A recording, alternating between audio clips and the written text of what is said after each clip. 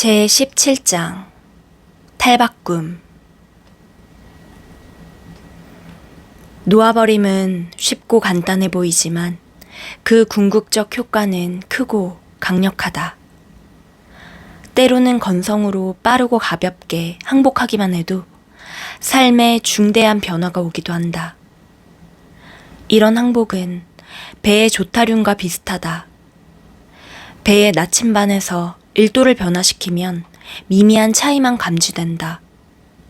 그러나 여러 시간, 여러 날 동안 항해한 뒤에는 나침반상의 1도 변화 때문에 원래의 경로대로 갔으면 도착할 지점과 멀리 떨어진 곳에 도착하고 만다.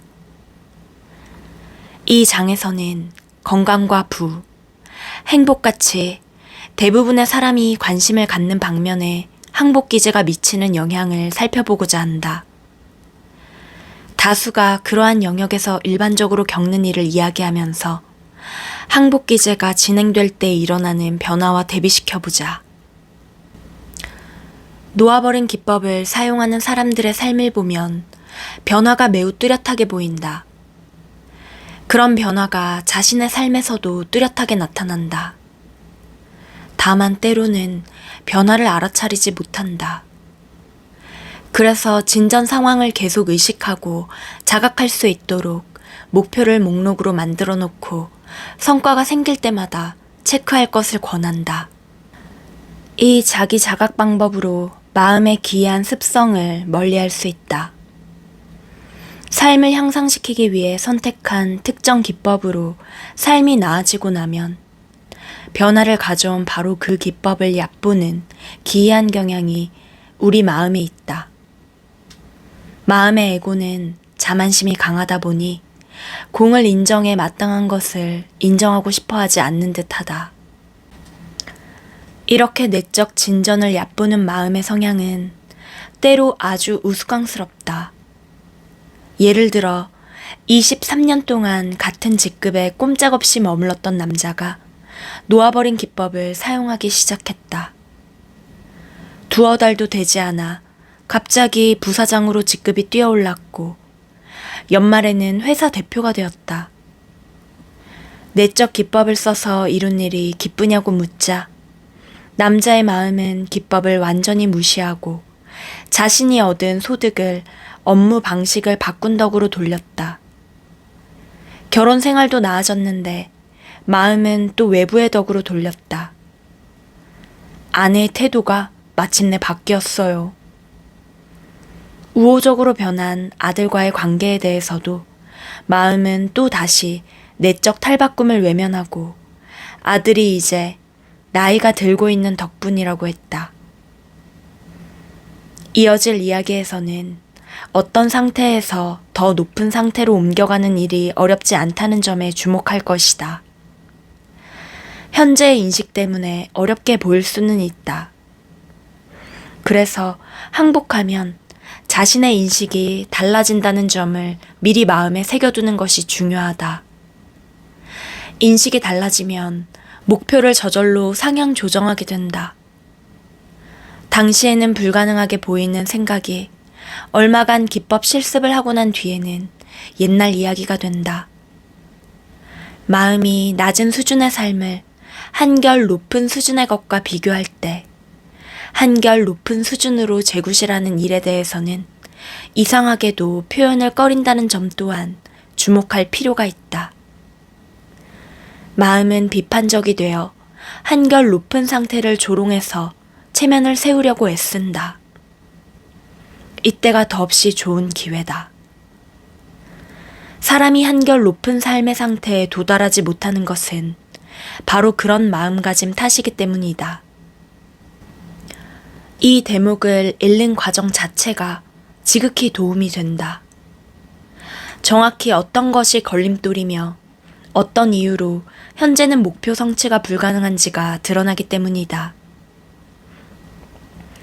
걸림돌과 이유에 대해 저항이 생기거나 비판하고 폄하하고 싶어지면 읽는 과정에서 곧바로 그런 마음을 항복해 놓아버리는 일을 시작하면 된다.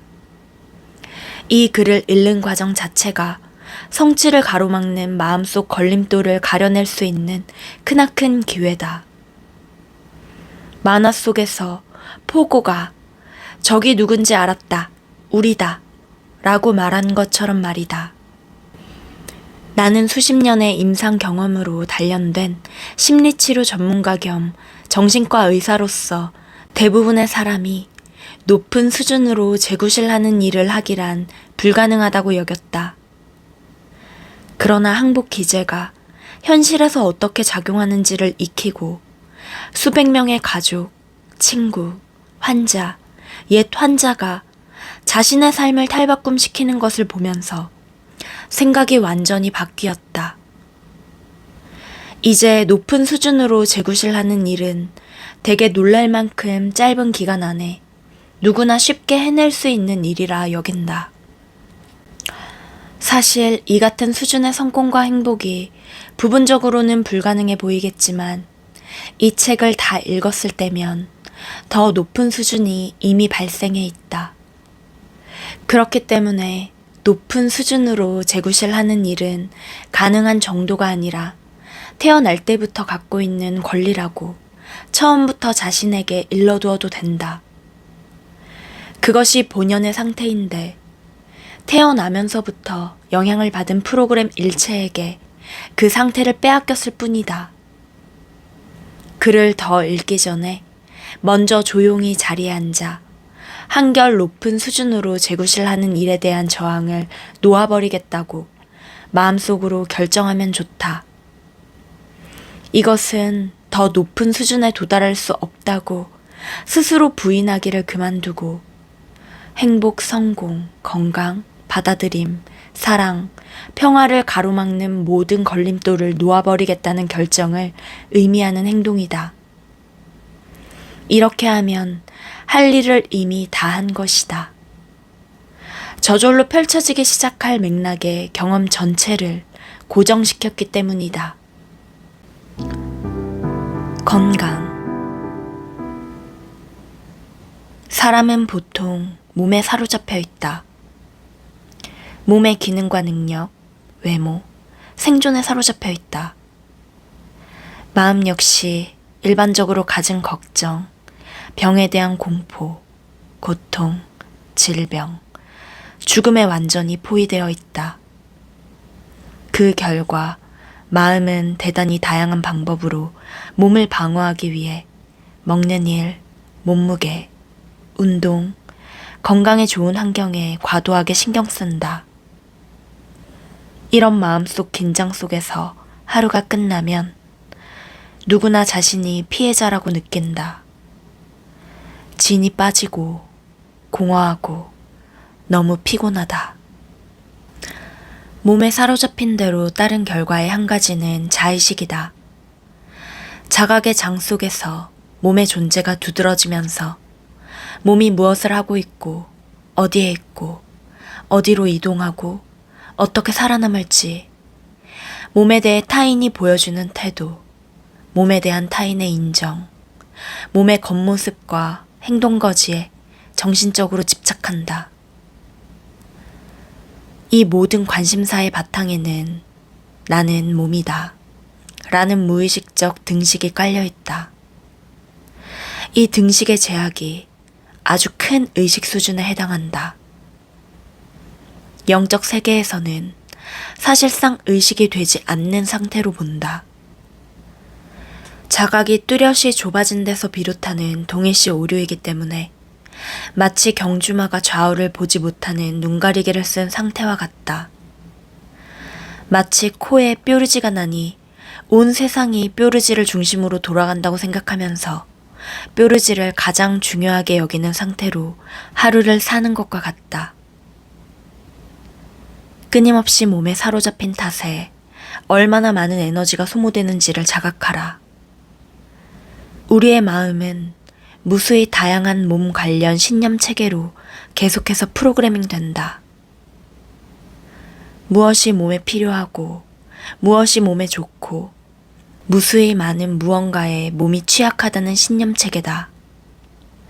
이에 따라 온갖 건강상 예방 조치를 취하는 일에 사로잡혀서 유행하는 건강식품을 먹고 잠재적 유독 성분을 찾아내려고 끝없이 라벨을 읽고 담배 피는 사람 옆에 있게 될까 두려워하고 먼지와 꽃가루, 환경오염 물질로 추정되는 모든 것을 두려워한다. 다양한 대응책으로 모든 위험을 상쇄하려는 강박 상태에 빠져 있다. 앞서 언급했듯이 그런 취약성은 마음의 산물일 뿐이고 몸은 마음에 품은 것에 반응한다.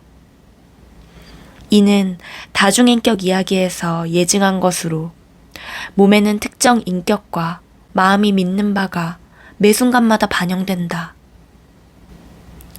모든 공포를 놓아버리고 신념 체계들을 취소하고 나의 진정한 큰 나는 무한하며 어떤 제약에도 영향받지 않음을 거듭 확언하는 일에 들어가면 건강과 행복, 필수 에너지가 한결 높은 상태로 옮겨간다. 자신에게 확언하는 데 도움이 되는 표현법은 이렇다. 나는 무엇에 영향을 받지 않는 무한한 존재다. 무엇 안에는 위험으로 여기도록 내 마음에 프로그래밍된 질병이나 물질을 뭐든 넣는다. 몸에 관련된 끝없이 다양한 공포와 관심사, 신념 체계를 놓아버리고 나면 육체적 질병이 저절로 해결되기 시작한다. 활기와 개인적 자유를 더 크게 느낀다. 완전한 항복의 상태에서는 몸이 거의 지각되지 않는다. 지엽적인 존재로만 자각할 뿐 몸에 사로잡히지도 않는다. 아주 약간의 주의를 기울이는 것만으로 몸은 힘들이지 않고 순조롭게 재구실을 한다. 항복한 사람은 어떤 것이든 먹을 수 있고 아무데나 갈 수 있고 오염이나 공해, 찬바람, 세균, 전자파, 카펫, 매연, 먼지, 동물 비듬, 온나무, 꽃가루, 식용색소에 대한 공포에 더 이상 영향받지 않는다. 몸에 대한 인식이 바뀌어서 이제 몸이 꼭두각시 인형이나 애완동물처럼 느껴진다. 나는 몸이다 에서 나는 몸이 있다로 인식이 바뀐다. 몸은 몸 자신을 전혀 느끼지 못한다는 점이 갈수록 명확해진다. 통념과는 반대로 몸을 느끼는 것은 마음이다. 마음 없이 몸을 지각하는 일은 있을 수 없다. 팔은 자기가 팔임을 느낄 수 없다. 마음만이 팔이 팔임을 느낄 수 있다. 마취가 가능한 이유가 바로 이것이다. 마음이 잠들면 몸은 감각이 없다. 사실상 몸에는 어떤 감각도 없다는 점이 서서히 분명해진다. 감각이라는 기능은 마음만이 가질 수 있다. 이는 매우 중요한 의식의 변화다. 이제 몸이나 몸을 방어하는 일에 사로잡혀 있지 않기 때문이다. 관심의 초점이 마음으로 옮겨간다. 마음은 더 큰 힘이 있는 곳이다. 자신의 생각과 감정, 인식을 바꾸면 몸도 그대로 따라간다는 점을 알아차리기 시작한다. 사람들은 사실 몸이 아니라 마음가짐과 에너지 상태, 자각의 수준에 반응하고 있음을 인식한다. 세상의 만인과 만물은 우리의 의식 수준과 우리의 의도, 그들에 대한 우리의 마음속 느낌에 반응하고 있다는 점이 어느 날 분명해진다. 우리는 테레사 수녀, 달라이 라마, 마하트마 간디 같은 성스러운 인물의 자석 같은 매력을 기억한다. 이들이 큰 사랑을 받는 것은 외모 때문이 아니라 사랑과 평화라는 내면의 광채를 내뿜기 때문이다. 관심의 초점을 육체적 수준에서 의식 수준으로 바꾸면 빠른 결과가 생기기 시작한다. 부정적인 감정과 마음가짐을 끈질기게 항복한다는 것은 그와 연관된 죄책감도 끊임없이 포기함을 뜻한다. 죄책감에 사로잡혀 있지 않은 의식은 더 이상 병을 끌어들이지 않는다. 무의식 속에서 죄책감은 처벌과 질병, 그에 수반되는 아픔과 괴로움을 필요로 한다. 마음이 자기에게 보복하는 수단으로 가장 자주 쓰이는 것이 이런 것들이다.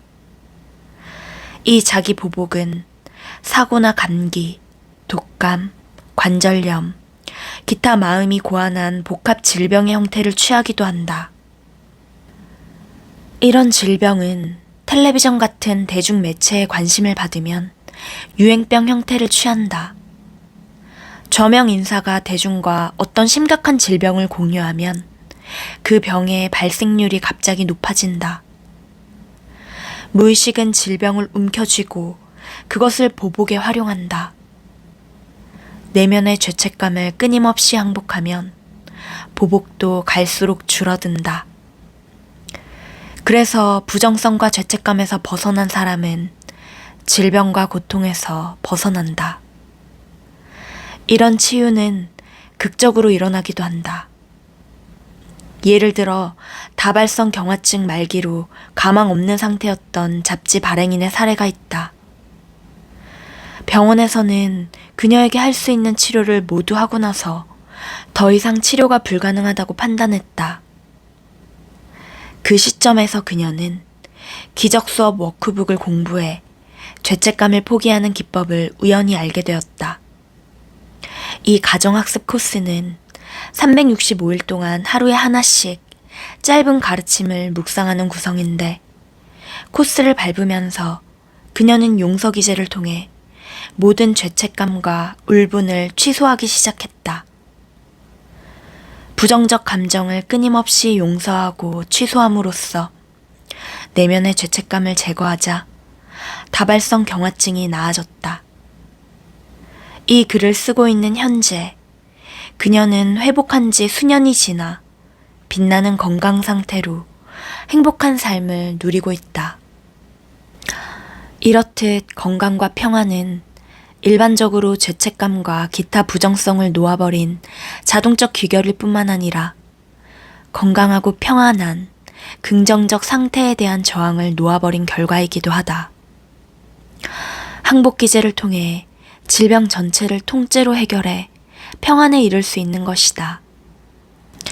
앞에서 이야기했듯이 카르마적 성향 같은 미지의 요인으로 인해 질병이나 병약한 상태가 수그러들지 않는 드문 경우도 있다. 이런 경우에도 부단한 항복은 치유를 불러온다. 몸은 제약으로 고통받는 것 같고 남들이 보기에는 비극적일 수 있지만 정작 자신은 평화 속에 있으면서 타인에게 행복감을 주는 내적 평안을 내뿜는 상태에 있게 된다. 대단히 깊은 항복을 통해 그들은 자기 연민과 죄책감, 자기 처지에 대한 저항을 놓아버렸다. 자신의 병이 개인적 행복을 가로막는 장벽이라는 관점을 초월했으며 병을 타인에게 축복을 주는 수단으로 본 것이다. 수년 전에 이런 현상이 대중적으로 알려진 예로 선종한 교황 요한 바오로 2세가 있다. 그는 자신이 앓고 있던 끈질긴 파킨슨 병을 타인의 고통과 하나가 되는, 심지어 타인의 고통을 떠안는 영적 기회로 삼았다.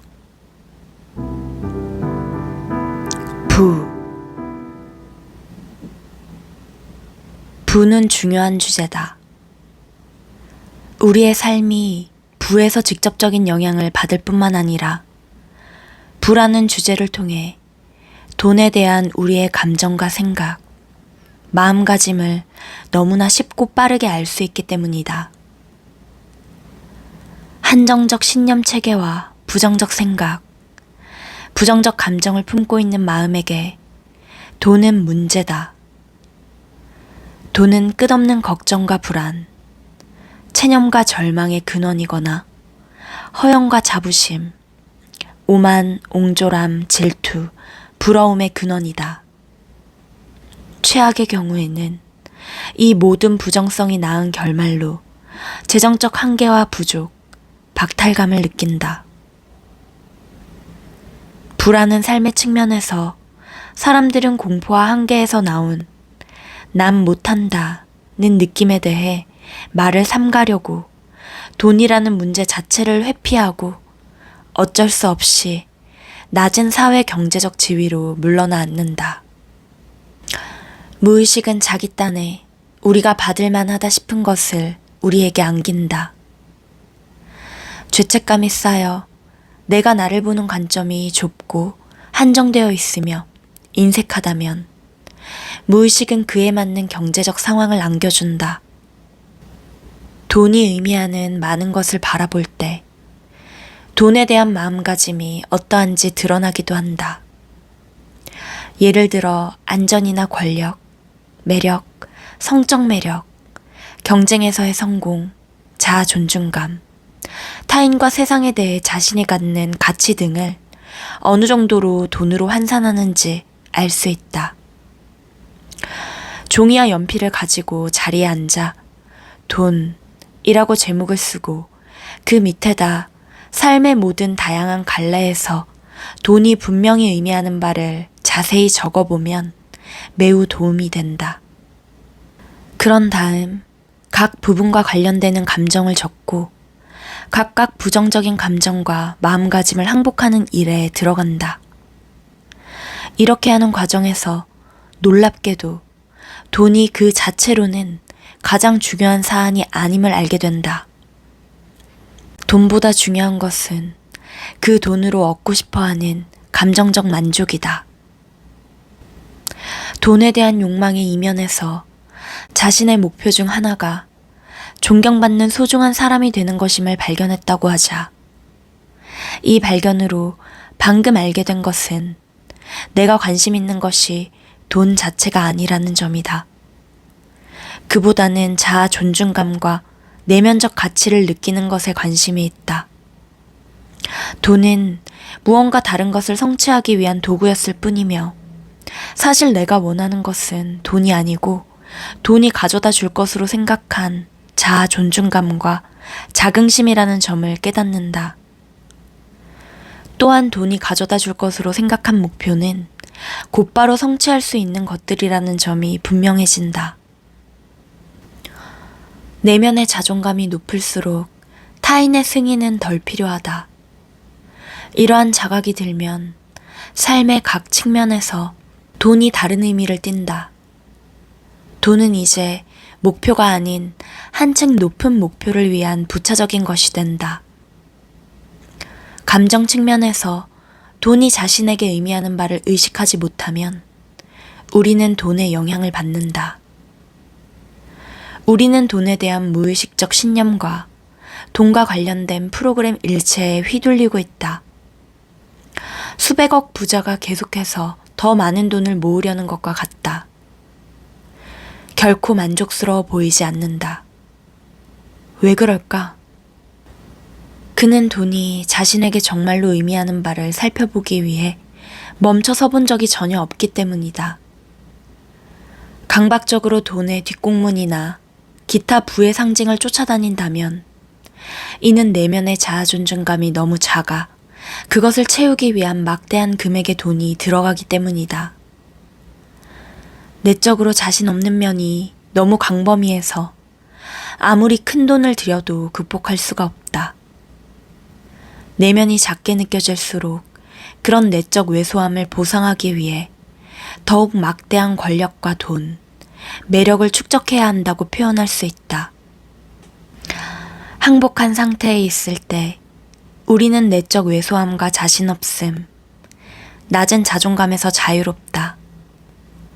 그때 돈은 우리의 목표를 성취하기 위한 도구가 될 뿐이다. 항상 충분하고 넉넉할 것임을 알기에 내면의 안도감이 있다. 어떤 것이 필요할 때면 언제나 필요한 것을 얻을 것이다. 마무리되고 이루어지고 채워진다는 느낌이 내면에 있기 때문이다. 그럴 때 돈은 불안의 근원이 아닌 기쁨의 근원이 된다. 어떤 수준에서는 돈에 아예 무관심할 수도 있다.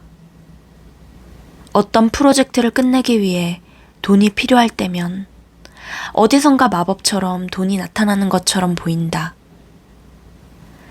그렇게 돈에 무관심해지는 것은 자신의 힘을 얻는 근원과 연결되어 있기 때문이다. 돈에 주었던 힘을 되찾아 그 힘이 자신의 것임을 알면 더 이상 돈에 대해 걱정하거나 돈을 잔뜩 쌓아둘 필요가 없다. 황금 제조법이 있으면 황금 자루를 어깨에 맨 채 그에 따라오는 모든 걱정과 불안을 함께 지고 다닐 필요가 없다.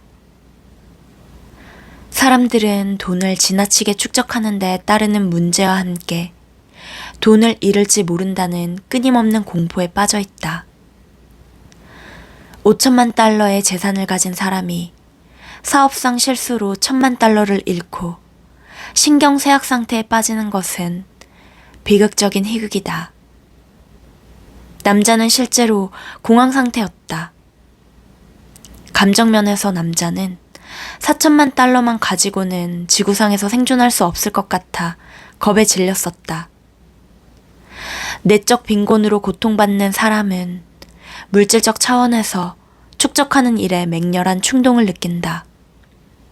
이 내적 빈곤과 더불어 이기적인 마음이 생기고 이와 연관된 허영과 그릇된 자부심이 생긴다. 반면 놓아버린 기법을 사용하는 사람이 갑자기 넉넉해지는 경우는 흔하다. 벌이가 없어 허우적거리던 배우가 할리우드에서 주연을 맡는다. 가난의 위기에 처해 있던 극작가가 대성공을 거둔 브로드웨이 뮤지컬의 제작자가 된다. 어떤 사람들은 역설적으로 돈에 아주 무심해져서 많은 돈을 처분하고 매우 단순하게 사는 삶을 선택하기도 한다. 그들은 더 이상 돈에 관심이 없다. 그들은 돈에 통달했다. 돈을 수단 삼아 추구하던 내면의 만족이 이제는 곧장 채워지니 내면의 행복이 외부의 부와 무관하다. 이런 내적 자유의 상태에서 사람은 외부 세계와 무관해지므로 더 이상 그 영향을 받지 않는다. 통달한 것은 초월하는 법이기 때문이다. 행복. 건강과 부를 이야기함으로써 행복 전반에 대한 중요한 내용은 이미 다루었다. 이제 내면의 감정 생활에 보다 초점을 두자. 우리가 실제로 살고 있는 곳은 내면이기 때문이다. 건강과 부의 목적은 결국 행복이다. 단지 우리가 그렇게 추정하고 있기 때문이기도 하고, 건강과 부가 행복을 낳는다는 것이 어느 정도는 사실이기 때문이다. 그러나 행복은 곧바로 느낄 수 있는 감정이고, 그런 점에서 행복은 건강이나 부와 무관하다. 행복의 전형적 풍경을 객관적으로 살펴보자. 우선 행복은 지극히 상처받기 쉽다. 우연히 던진 말 한마디나 비판적 논평, 찌푸린 눈살, 앞에 끼어드는 차 때문에 평범한 사람의 행복이 한순간에 사라질 수 있다. 직장을 잃을 위기, 관계에 대한 불신, 불길한 예감이 드는 의사의 말, 무례한 택시 기사로 인해 우리 중 많은 사람이 하루를 망친다. 우리의 행복은 왜 그리도 허약해서 흔하디 흔한 일로 온 하루를 망칠까? 3장에서 이미 그 이유를 살펴보았다. 다른 사람들에 대한 끊임없는 판단과 비판을 포함하는 부정적인 감정, 생각, 마음가짐 때문에 우리는 자주 자신이 타인과 분리되어 있다고 느낀다. 이 내적 고독감과 분리감 때문에 인간관계가 애착의 형태를 띠며 이런 애착을 위협하는 것에 대해서는 공포와 분노, 질투를 느끼기 마련이다.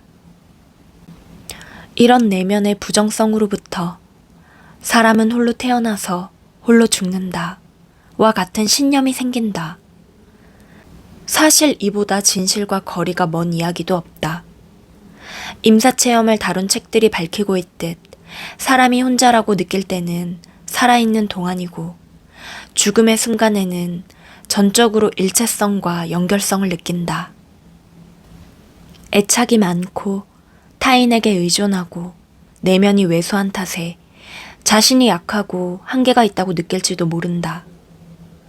죄스러워 견딜 수 없는 내면의 생각과 감정을 세상에 투사하면 세상은 무시무시한 곳처럼 보인다. 이 같은 공포를 마음에 품기 때문에 무서운 사건과 일이 말 그대로 자기 삶의 경험으로 나타난다. 공포로 인해 만성 분노가 생기고 비난에 민감해지고 내면에서 감정적 난장판이 벌어지기 쉽다. 절망이 주기적으로 찾아오고 언짢은 감정에 민감해지면서 아픔과 괴로움이 생긴다. 사람들이 모두 분리되어 있다고 여기는 에고와 마음은 자기가 보기에 더 행복하고 더 성공하고 인간관계가 더 좋고 외모가 더 낫고 인맥이 더 넓은 사람이면 누구든 부러워한다. 내면의 목표가 뚜렷하지 않기 때문에 혼란스러워하고 자기 연민과 부러움, 울분이 추가로 따라온다. 자기 비난을 세상에 끊임없이 투사하고 투사한 자기 비난이 타인에게서 받는 비난의 형태로 돌아오면 이로 인해 죄책감과 왜소해지는 느낌은 더욱 커진다. 우리 중 일부에게는 이런 감정에서 탈출할 길이 허세, 옹졸함, 심한 편견, 오만, 분노를 일으키는 것뿐이며 이는 다시 잔인성, 고압적인 태도, 잔혹성, 남의 기분에 대한 둔감함의 형태로 나타난다. 둔감함은 종종 자기 변명과 함께 나타난다. 저는 숨김없이 속내를 털어놓는 사람입니다. 저는 솔직한 타입이라 다른 사람은 제가 자기를 어떻게 생각하는지 다 압니다. 이런 말로 둔감함을 은폐하는데 그냥 무분별하다고 하는 것이 더 나은 표현일 것이다. 낮은 자존감에서 생기는 것으로는 자신과 타인이 가하는 비판, 끊임없는 경쟁과 비교, 분석, 경멸, 감정을 차단하고 이성만 과도하게 작동시키는 주지화, 의심, 복수하는 공상 등이 있다. 이 모든 기제가 실패하면 무의욕과 체념, 피해의식이 재발한다. 이런 상태에서는 갈수록 사람들과 멀어진다. 자신에 대해 감춰야 할 것이 너무 많기 때문이다. 자신의 행동으로 인해 다른 사람들로부터 고립되는 일이 생기고 아직 유효해 보이는 삶의 측면을 과대평가함으로써 불균형이 생긴다. 이런 내적 혼동 상태 때문에 일반적인 사람들은 불가피하게 항상 무의식 상태로 남아있고자 한다. 이 목적을 이루기 위해 마음이 고안하는 방법을 지켜보면 흥미롭다. 아침에 일어나자마자 라디오나 텔레비전을 켜서 마음이 자아와 자아의 수다에서 즉시 벗어나게 한다. 이렇게 놀거리를 투입해도 마음이 그날의 프로젝트, 일, 성취나 재미를 위한 다양한 계획에 사로잡히기 전까지는 마음의 생각과 감정이 계속 생기기 쉽다. 마음은 몸에도 사로잡히기 시작한다. 이 닦고 씻고 향수를 뿌리고 파우더를 바르고 탈취제를 뿌리고 그날 입을 옷을 세심하게 고른다. 옷을 고르자니 그날의 일정이 떠오른다. 하루치 일로 구겨놓은 업무들 때문에 바쁠 것이다. 끝없이 이어지는 약속, 전화통화, 심부름, 사교상 약속, 집안일, 이메일 처리 등이 기다리고 있다. 출근하거나 일을 보러 가는 도중에 동료와 잡담하고 차에서 라디오를 듣고 휴대전화로 통화하고 문자 메시지를 보내고 지하철에서 조간신문을 본다. 목적지에 도착하면 곧바로 그날 있을 외부 사건에 사로잡힌다. 비즈니스, 거래, 할인 상품, 준비, 걱정, 조종, 끝없는 권력 추구, 한 건 올리기 위한 탐색, 항상 존재하는 생존의 공포에 사로잡힌다. 이 모든 일에 동기를 부여하는 것은 어떻게든 의미와 안도감을 얻고 어떤 방법으로든 자존감을 높이고 지키려는 욕망이다. 문득 어떤 외부 일이 끼어드는 바람에 억지로 멈추고 나서야 자신이 광분하며 분투 중이었음을 비로소 깨닫는다. 그러고는 내면의 공허와 마주친다. 공허를 피하려면 소설이나 잡지, 텔레비전, 인터넷에 쉴 새 없이 탐닉해야 한다.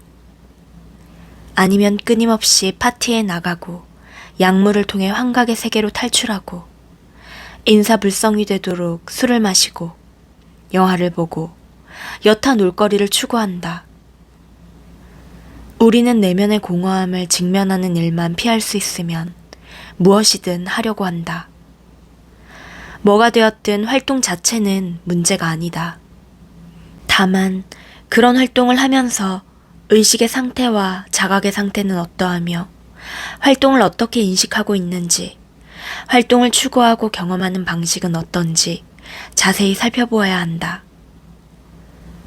내면이 자유로운 상태에서는 똑같은 사건과 경험이 완전히 다른 의미를 갖는다.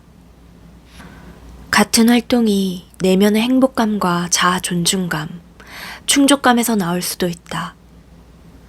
같은 목표를 성취하더라도 타인과 경쟁하기보다는 내면에서 이룬 바를 외부에 실현하는 길을 선택할 수 있다. 인간관계도 질투하고 경쟁하고 한 건 해내서 인정받으려고 길을 쓰기보다는 나누고 사랑한다. 부정적 충동이 없을 때 우리는 만족스러운 관계를 누린다.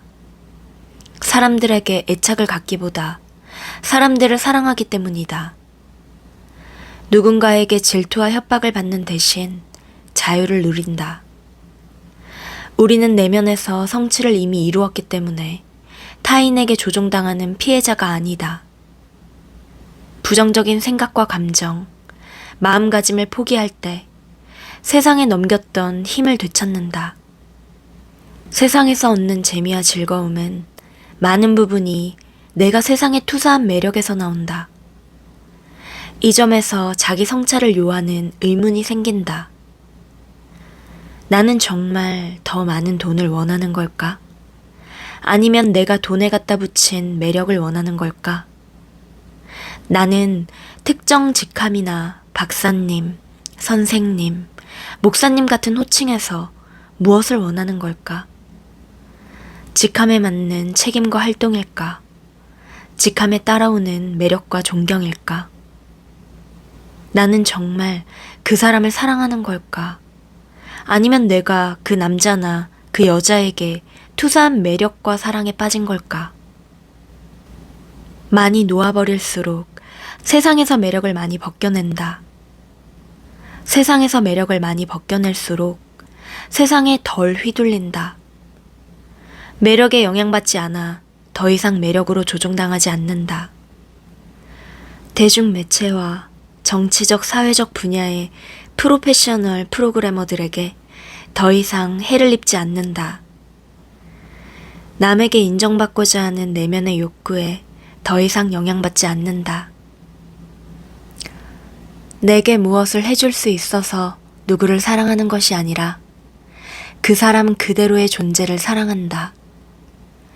다른 사람을 더 이상 이용할 필요가 없고 설득하려고 애쓸 필요도 없다.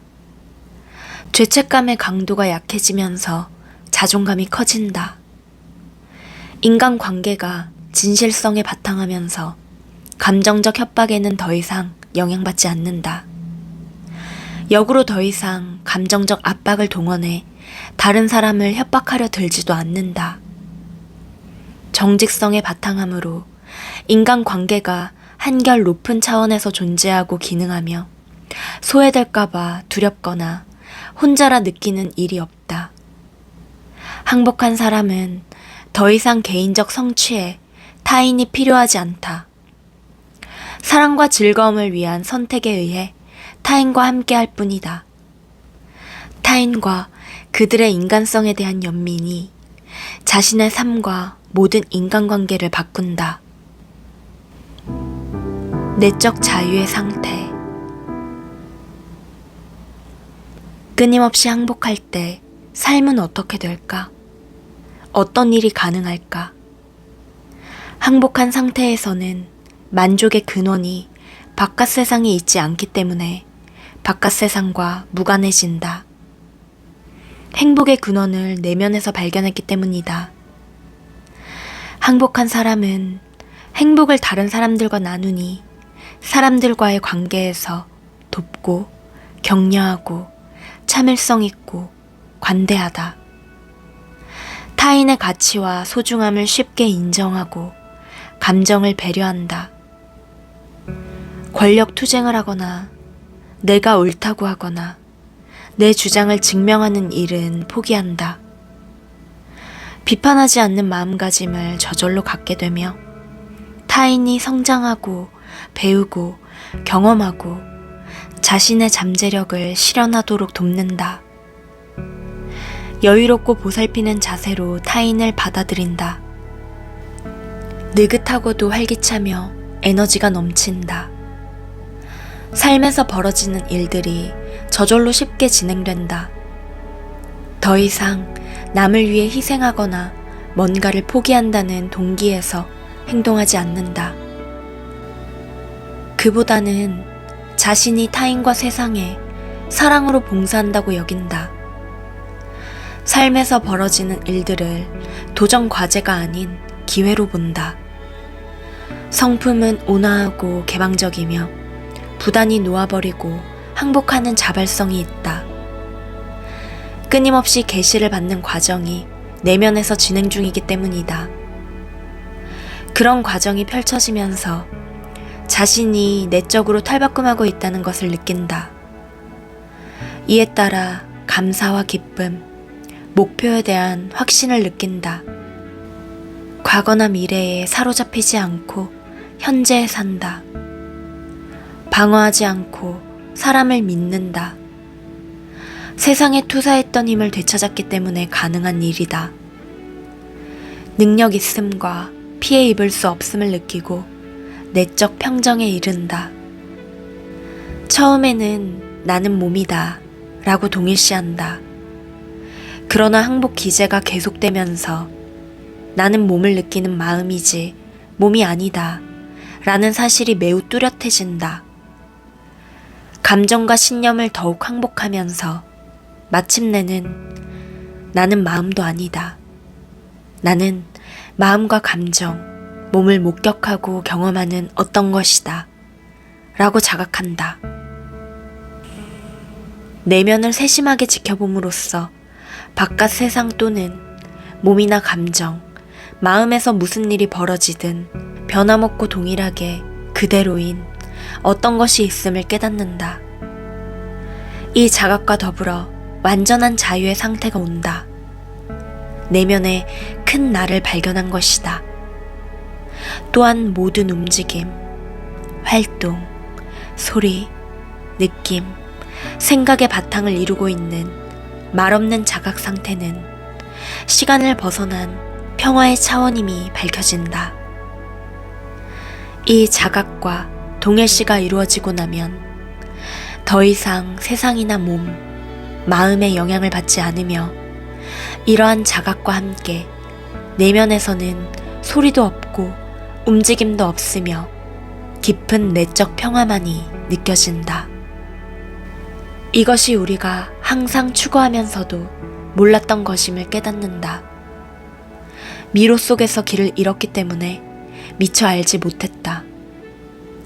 우리는 정신없이 바쁜 삶의 외곽에서 일어나는 현상들과 자신을 동일시하는 잘못을 했다. 몸이 하는 경험, 의무, 직업, 직함, 업무, 문제거리, 감정과 동일시하는 잘못을 했다. 그러나 이제 자신이 시간을 벗어난 공간이며 그 속에서 현상들이 일어나고 있음을 깨닫는다. 우리는 스크린상에서 깜빡거리며 드라마를 펼치는 이미지가 아니라 스크린 그 자체다. 삶에서 펼쳐지는 영화를 비판 없이 목격하는 자이며 시작도 끝도 없고 잠재력은 무한하다. 이렇게 자신의 참된 본성을 깨달을수록 의식의 정체성과 신성 그 자체에 대한 궁극의 깨달음이 일어날 장이 마련된다.